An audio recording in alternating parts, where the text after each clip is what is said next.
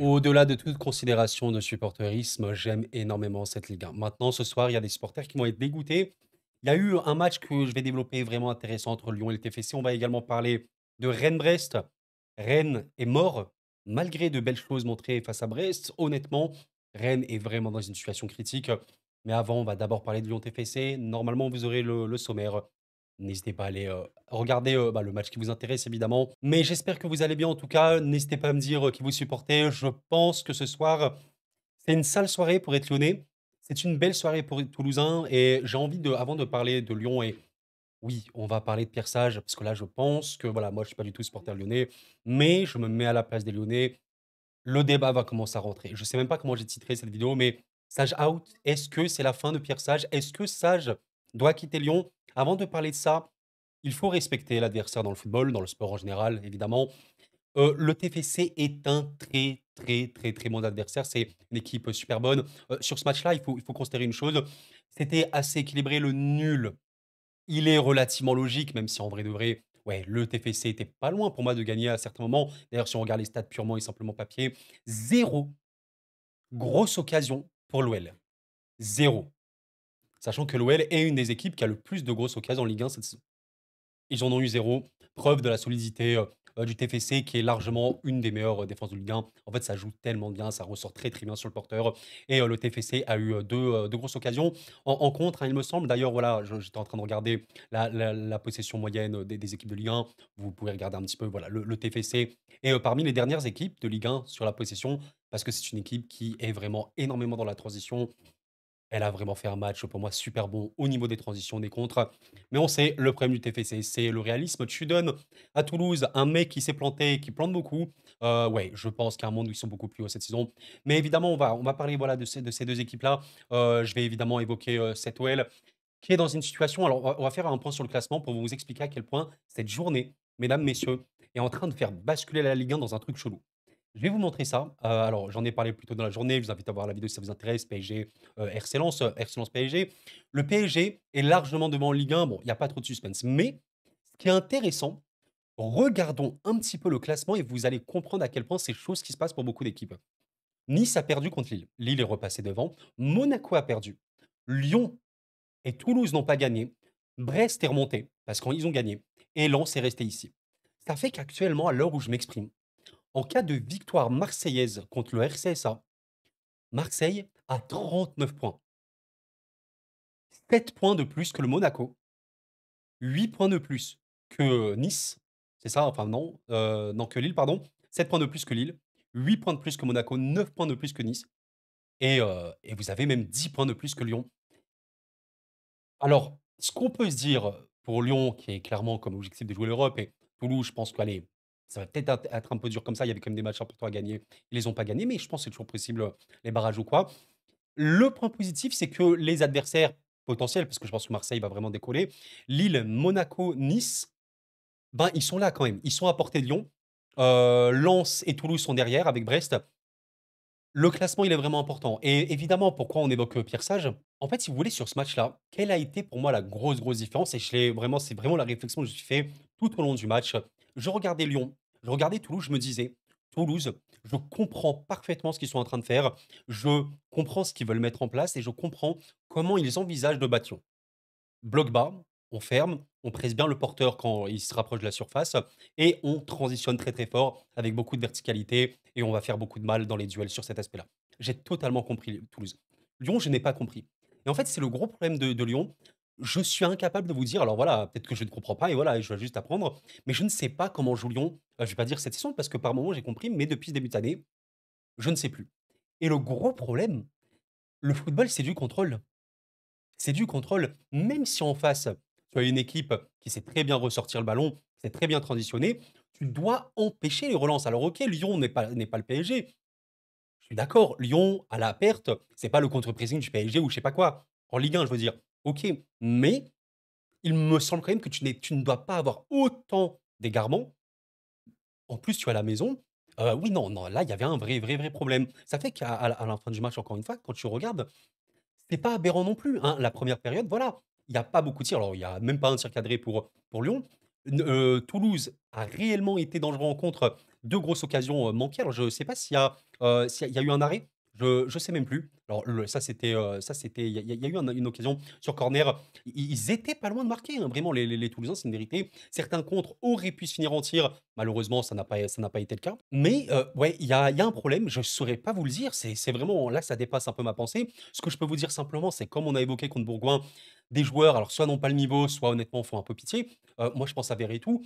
Je vais être honnête avec vous, lyonnais, mais respect. Franchement, respect de supporter Verretou à Lyon. Encore à l'OM, allez, on le trouvait pertinent. Franchement, il y avait des moments où Verretou à l'OM, on le sentait bien. Autant à Lyon, heu, Verretou, il fait 90 minutes là, hein. Je comprends. Voilà, encore une fois, je les idées du coach, OK, je n'ai pas compris. Verretou, il fait 90 minutes sur ce match-là et en fait, ce qui est dommage, c'est que vous prenez un mec comme Tolisso qui tente énormément. En fait, c'est ça qui est incroyable. Prenez Tolisso, regardez un peu la stat ici. C'est le joueur qui a fait le plus de tacles sur le terrain. C'est celui qui a gagné le plus de duels, mais également celui qui en a perdu le plus. Tolisso, il est dans une compensation à Lyon, c'est une dinguerie. Je vous jure que Tolisso, il joue pour 2.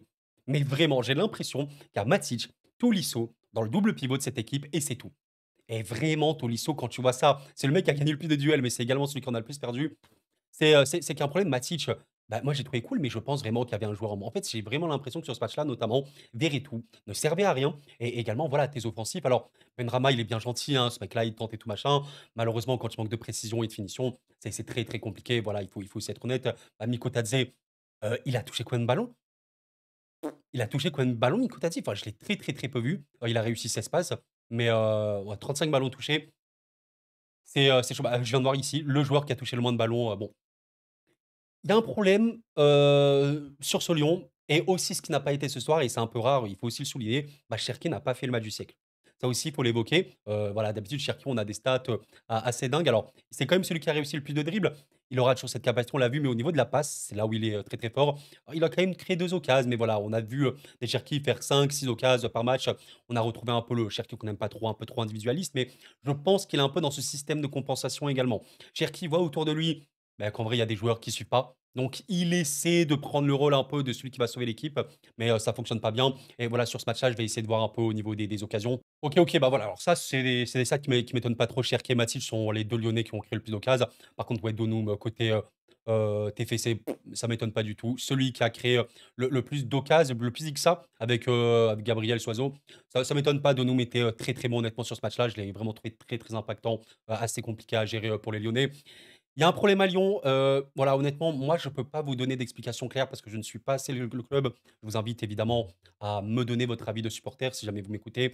Mais, voilà, dans l'absolu, est-ce que ce match, Lyon aurait pu le gagner? Je pense que oui, sachant qu'il n'y avait pas Sidibé en face, qui est quand même un des meilleurs défenseurs de Ligue 1 actuellement. Mais, Toulouse a été très bon, tu as pas eu de solution, tu as été sans idée, tu as pas eu assez de percussions. L'entrée de Fofana, je l'ai trouvé assez OK, OK, on va dire, mais, pas assez. Noama, pour moi, bon, voilà, c'est compliqué. En fait, le problème, c'est que là, tu sens que le collectif diminue. Il faut du contrôle dans tes matchs, tu en as pas et tu te fais trop percer facilement. Il y a un problème. Il y a un problème à Lyon, qui est clair et voilà, pour conclure un peu sur ce match-là, vis-à-vis du TFC, c'est pour ça que je le disais, il faut considérer l'adversaire. Le TFC, quand tu prends par exemple Abouklal ou King, qui n'ont pas marqué, arrivent de par leur prise de profondeur, arrivent, de par, on va dire, leur puissance, leur explosivité sur le terrain, à mettre énormément à mal les joueurs adverses. Et Lyon a vraiment eu beaucoup de mal à le gérer. Quand tu es servi par des mecs comme Donoumou quoi, c'est très, très compliqué. Abouklal avait marqué sur un hors-jeu. Alors voilà, le but était hors-jeu. Mais voilà, je pense en vrai que Lyon, entre guillemets, c'est pour ça que j'essaie de relativiser aussi, n'a pas eu de bol de tomber contre le TFC qui est vraiment compliqué à jouer cette saison. Mais en même temps, je pense que dans un bon soir, Lyon a les armes pour gagner. Mais rien que quand tu prends le match aller, Toulouse-Lyon, Lyon le gagne, mais honnêtement, c'est très, très compliqué pour les Lyonnais. On verra bien, la suite pour ces 2 équipes, mais ouais, petit pessimisme là pour Lyon. Le top 6 commence un peu à s'échapper, on verra bien. Et les concurrents derrière, ils sont chauds. Devant, c'est chaud.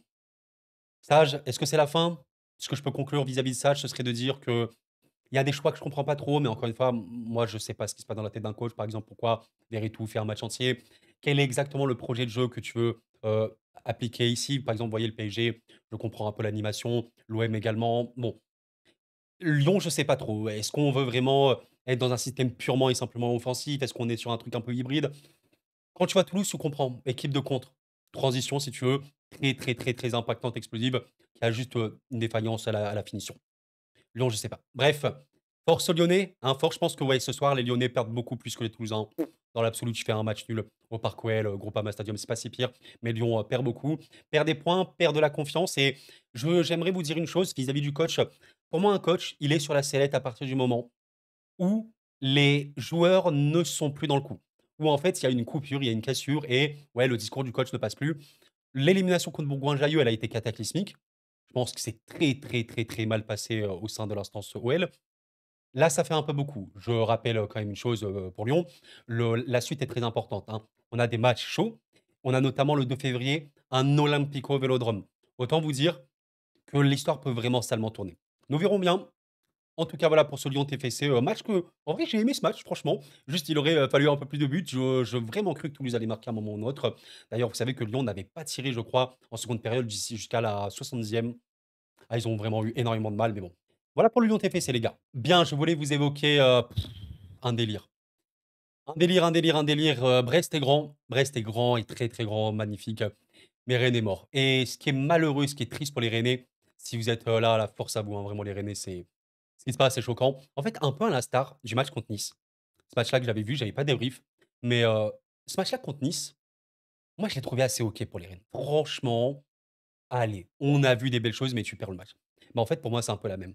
On a vu un Rennes qui a été, voilà, j'étais en train de voir tout à l'heure, première période, on se tire 3 cadrés, une grosse occasion. Bon, bah, c'est pas non plus la folie, mais regarde Brest à côté, ils ont pas grand-chose. Seconde période, bah, tu as également 6 tirs, 6 tirs cadrés, une grosse occasion. Par contre, c'est là où Brest t'a fait beaucoup, beaucoup, beaucoup de mal. Alors, le premier but brestois, il est extérieur surface, Maniti, magnifique, hein. Ça, c'est un peu contre le cours du jeu, vous le savez bien, en plus sur les corners et tout. C'est les choses qui peuvent arriver, hein. Très, très, très belle frappe de Maniti. Mais en seconde, Brest qui a complètement laissé le ballon à Rennes, bah, a été voilà, très très performant au niveau des contres. Ajorc marque à la suite d'un contre. C'est aussi le danger d'avoir le ballon très haut. Si tu ne gères pas le contre-pressing, l'équipe elle peut te faire mal et on sait que Brest, mine de rien, peut très très bien contrer. Qu'est-ce que je voulais que je vous dise sur ce match-là? Brest, c'est beau. Je vais juste faire un point sur le classement. Alors, Brest, vraiment, se met bien de fou, franchement. Ça me fait super plaisir. J'aime trop, trop ce club, honnêtement. Voir Brest qualifié pour la suite de la Ligue des Champions, 9e de Ligue 1, c'est un truc qui m'émeut quand même. C'est fou. Moi, je me souviens du Brest d'avant, voilà, qui jouait le maintien et tout. C'est émouvant. Mais ce que je peux dire sur Rennes, et voilà, je le dis formellement et solennellement, ouais, c'est la saison c'est une saison de crise, c'est une saison de maintien. Je pense qu'il faut accepter le fait que Rennes joue le maintien cette saison. Rennes est en crise, comme j'ai rarement vu. On parle d'un des budgets les plus importants du football français. C'est de loin, mais vraiment de très, très loin, la déception de la Ligue 1. Mais comme elle était la déception l'an dernier, je ne sais pas si vous étiez sur la chaîne l'an dernier, moi, Rennes, je les mettais troisième. Je mettais PSG, OM et Rennes. Au final, l'OM et Rennes, ils sont très, très bas dans le classement. L'OM cette saison est bien, bien remonté, mais Rennes, ça coule. Qu'est-ce qui je ne sais même pas ce qui se passe dans ce club. En fait, je pense qu'il faut, je vais même pas dire une prise de conscience collective parce que je trouve quand même que c'est bien dans le jeu. Alors parfois, voilà, c'est le sort s'acharne, comme on peut dire. Il y a des joueurs pour moi qui sont assez faibles. Honnêtement, vous me dites, allez, c'est qui les joueurs qui font le plus le taf à Rennes aujourd'hui? Ludo Blas, Assignon, que je trouve pertinent dans l'énergie qu'ils peuvent donner. Même Blas, pour moi, il peut être fort, Assignon, il peut avoir des défauts. Mais à part ça, en vrai, franchement, moi, je le trouve OK. Il y a des bons joueurs. Alors Fofana, bon, il vient d'arriver et tout, je vais vraiment pas tirer l'alarme ou quoi, mais Fofana et Samba pour l'instant sont voilà, pas au niveau, hein, clairement. Samba, ça m'étonne un peu quand même, enfin, ça m'étonne. Moi, j'ai trouvé qu'il a fait un bon match contre Marseille. Évidemment, quand tu prends des contrôles, ça peut être compliqué. Le corner, il peut pas faire grand-chose, hein, sur le but de Magniti. Je sais pas, je pense qu'évidemment, c'est mentalement, hein, on sous-estime toujours cet aspect-là, mais quand vous prenez Brest cette saison qui a eu vécu des hauts et des bas, en Ligue des Champions, Brest, c'est, le Real Madrid. En Ligue 1, c'était un peu moins le cas, donc je sens que la motivation, elle est aussi différente. Il y a un problème, il y a une crise, à Rennes. Alors, on peut en parler. À quel point, j'allais te dire le discours de Sampaoli passe à Rennes. Je sais pas si en tant que pompier, Sampaoli, c'était le mieux. Je pense que c'est un coach qui doit appliquer, c'est son projet sur un peu le long terme avec des joueurs et tout qu'il choisit, bon. Il y a un problème, à Rennes, il y a vraiment un problème. En fait, si tu veux, le la sensation que j'ai avec Rennes, c'est que ça avance un peu à l'aveugle. Ça fait, je vais pas dire des coups au hasard, mais allez, je prends Samba, je prends Fofana. Dans l'absolu, c'est des noms OK, mais quel est le projet? Tu vois? Quelle est l'intention que tu as derrière ça? Ouais, je franchement, encore une fois, je suis pas supporter, donc je suis pas le club aussi bien que vous, mais je vois une équipe qui est en crise mentale extrême, extrême, extrême, qui a des belles intentions, mais qui a peut-être une limite globale. Je pense qu'il y a des joueurs, voilà, qui sont juste un peu limités, qui, voilà, même n'a pas de projet de jeu clair et net. Rennes, je suis incapable de vous dire ça joue comment cette saison. Parce qu'on peut voir des matchs de Rennes où ça joue bien, d'autres matchs, c'est complètement stérile. Je suis incapable de vous dire quel est le projet de jeu rennais cette saison. Vraiment, je ne sais pas. Et voilà, félicitations comme toi, Brest. J'ai un peu pour moi parler de Brest, mais belle équipe. On en parle de toute façon, on en reparlera là, de toute façon, ce début de semaine vis-à-vis de la Ligue des Champions. Et c'est cool, je suis content qu'il y ait Jacques Marc, mine de rien. Je me fais un peu de faveur en disant ça, mais c'était mon joueur brestois à suivre cette saison.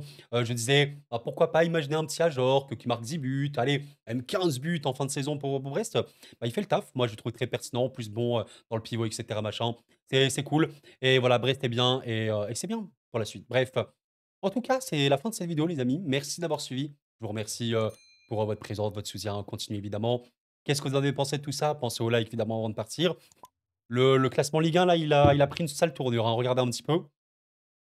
Il y a, ouais, c'est là, le PSG va vraiment. En fait, là, il y a que l'OM qui peut, pour moi, choper le PSG potentiellement. Mais le reste, c'est beau. Brest, course à l'Europe ou quoi? Brest en Europe, je sais pas. On verra bien. Mais en tout cas, Brest est là. Attention, on verra Strasbourg, hein. Potentiellement, s'ils battent l'OM, ça peut le faire. Et Rennes, clairement, je le maintiens. Regardez un petit peu. Si Nantes, saint ah non, mais Nantes, saint s'affrontent. Si Nantes et saint font un match nul, c'est 17-17-17, hein. C'est chaud de fou. Waouh, waouh, waouh, waouh, waouh. Ouais, Rennes maintien, c'est plus réel que jamais. Merci d'avoir suivi la vidéo, les amis. C'était cool. Prenez soin de vous sincèrement. Et la paix sur vous.